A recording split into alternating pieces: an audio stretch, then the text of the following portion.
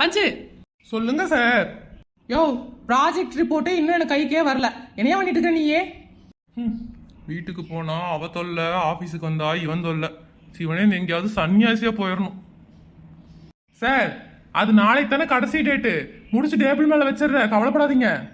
யோ, அப்புறம் உன்ற வீட்டுக்கு ஃபோன் போட்ட. அது யாருயா? அந்த பொம்பளை அந்த வாய் பேசுது. யாருங்க? என்ன பேசுனாங்க? பஞ்சு இருக்கானான்னு கேட்டேன். அதுக்கு அந்த பொம்பளை என்ன தெரியுமா சொல்லுச்சு?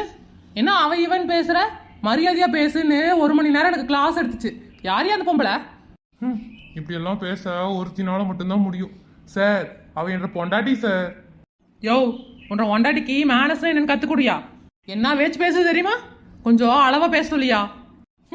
பொண்டாட்டியை வீட்டில் வைக்க சொன்னா பொறுக்கிங்களா வச்சிருக்கானுங்க. இந்த ஆளை எப்படி திட்டுறதுன்னு யோசிச்சுட்டே இருந்தேன். நல்ல வேலை என்ற பொண்டாட்டி வசமா வச்சு வாங்கிட்டா போல.